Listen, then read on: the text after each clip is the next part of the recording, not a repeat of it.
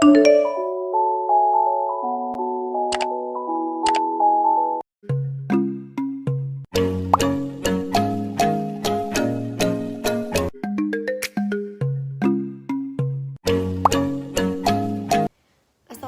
warahmatullahi wabarakatuh. Halo teman-teman semuanya, apa kabar?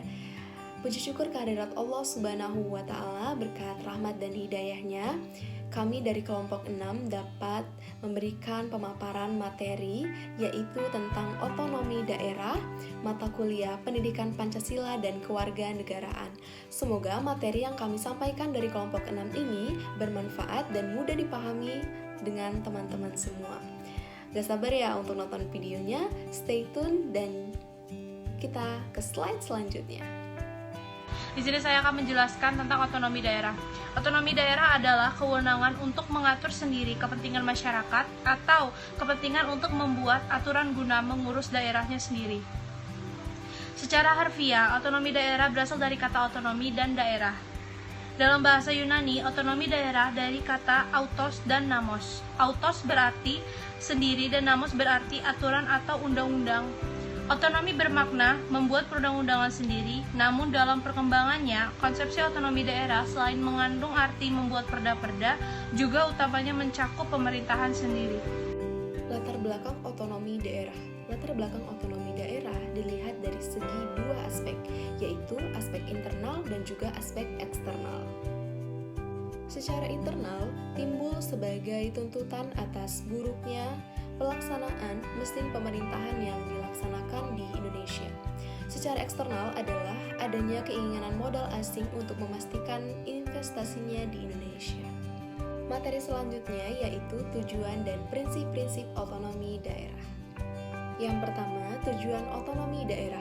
Tujuan otonomi daerah adalah yang pertama, peningkatan pelayanan publik, yang kedua, pengembangan kehidupan demokrasi, yang ketiga, peradilan nasional, keempat, wilayah regional, kelima, pemberdayaan masyarakat, dan yang terakhir, poster inisiatif dan kreativitas.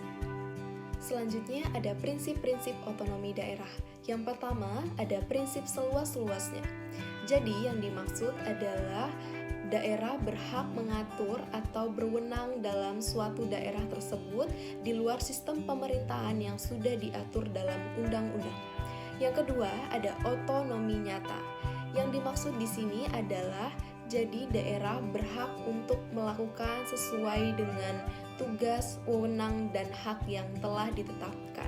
Yang ketiga, ada otonomi yang bertanggung jawab. Yang dimaksudkan di sini adalah otonomi yang bertanggung jawab, yaitu otonomi yang mampu melakukan tugasnya dan bertanggung jawab sesuai dengan tujuan, peran, dan hal yang sudah ditetapkan dan tidak menyeleweng. Di sini saya Alif Yati akan menjelaskan tentang perkembangan Undang-Undang Otonomi Daerah di Indonesia. Nah, perkembangan otonomi daerah terbagi menjadi beberapa masa, seperti masa pemerintahan, masa pemerintahan kolonial, masa penduduk Jepang, dan masa kemerdekaan. Yang pertama ada masa kolonial. Pada tahun 1903, pemerintahan kolonial mengeluarkan Stadplat nomor 329 yang memberi peluang dibentuknya satu pemerintahan yang mempunyai keuangan sendiri, yang semuanya menggantikan lektor. Selain itu juga terdapat pemerintahan yang merupakan persekutuan asli masyarakat setempat. Pemerintahan kerajaan satu persatu diikat oleh pemerintahan kolonial dengan sejumlah kontrak politik. Materi tentang model desentralisasi. Desentralisasi merupakan penyerahan wewenang pemerintahan oleh pemerintah pusat kepada daerah otonom untuk mengatur dan mengurus urusan pemerintahan dalam sistem negara kesatuan Republik Indonesia. Desentralisasi adalah penyerahan kekuasaan pemerintahan oleh pemerintah pusat kepada daerah otonom berdasarkan asas otonomi. Pengertian ini sesuai dengan Undang-Undang Nomor 23 Tahun 2014. Dengan adanya desentralisasi, maka muncul otonomi bagi suatu pemerintahan daerah. Desentralisasi sebenarnya adalah istilah dalam keorganisasian yang secara sederhana didefinisikan sebagai penyerahan kewenangan dalam kaitannya dengan sistem pemerintahan Indonesia, desentralisasi akhir-akhir ini seringkali dikaitkan dengan sistem pemerintahan karena dengan adanya desentralisasi sekarang menyebabkan perubahan paradigma pemerintah di Indonesia. Seperti yang telah dijelaskan di atas bahwa desentralisasi berhubungan dengan otonomi daerah. Sebab otonomi daerah merupakan kewenangan suatu daerah untuk menyusun, mengatur, dan mengurus daerahnya sendiri tanpa ada campur tangan serta bantuan dari pemerintah pusat. Materi tentang pembagian urusan pemerintahan. Berdasarkan Undang-Undang Nomor 23 Tahun 2014, klarifikasi urusan pemerintahan terdiri dari 3 urusan, yakni urusan pemerintahan absolut, urusan pemerintahan konkuren, dan urusan pemerintahan umum. Yang pertama, urusan pemerintahan absolut. Urusan pemerintahan absolut adalah urusan pemerintahan yang sepenuhnya menjadi kewenangan pemerintah pusat. Yang kedua, urusan pemerintahan konkuren. Urusan pemerintahan konkuren adalah urusan pemerintahan yang dibagi antara pemerintah pusat dan daerah provinsi dan daerah kabupaten atau kota.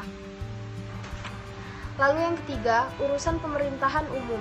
Urusan pemerintahan umum adalah urusan pemerintahan yang menjadi kewenangan presiden sebagai kepala pemerintahan. Ini tentang keterkaitan otonomi daerah dan demokrasi. Otonomi daerah adalah suatu bentuk demokrasi yang diberikan oleh pemerintah pusat pada pemerintah daerah untuk mengelola rumah tangga mereka sendiri, dengan berpegang pada hukum dan peraturan yang berlaku. Implementasi otonomi daerah merupakan titik fokus penting dalam rangka meningkatkan kesejahteraan rakyat. Keberadaan demokrasi sangat penting karena keberhasilan pembangunan daerah sangat bergantung pada pelaksanaan desentralisasi yang baik dan benar. Salah satu keuntungan desentralisasi adalah pemerintah daerah dapat mengambil keputusannya lebih cepat. Dengan demikian, prioritas pembangunan dan kualitas pelayanan masyarakat diharapkan lebih mencerminkan kebutuhan masyarakat di daerah. Pemerintah daerah di sini berarti badan eksekutif daerah dan badan legislatif daerah. Halo teman-teman, masih membahas mengenai otonomi daerah. Saya akan menjabarkan mengenai tentang bagaimana sih implementasi otonomi daerah. Baik, implementasi otonomi daerah merupakan titik fokus penting dalam rangka meningkatkan kesejahteraan rakyat. Sejak era reformasi, kebijakan desentralisasi dan otonomi daerah terasa masih belum menemukan format yang tepat.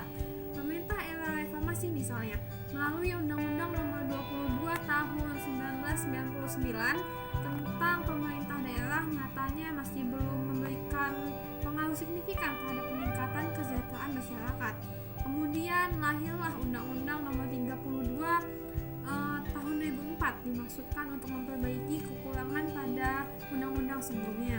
Namun masih belum memberikan suatu otonomi daerah yang berpedoman pada prinsip negara kesatuan. Prinsip negara kita yakni ada pada pemerintah pusat. Kemudian pemerintah pusat mendelegasikan sebagian kewenangannya pada pemerintah daerah. Pelaksanaan otonomi daerah dengan asas desentralisasi diharapkan mampu memberikan implikasi yang luas pada masyarakat daerah ke arah yang lebih baik.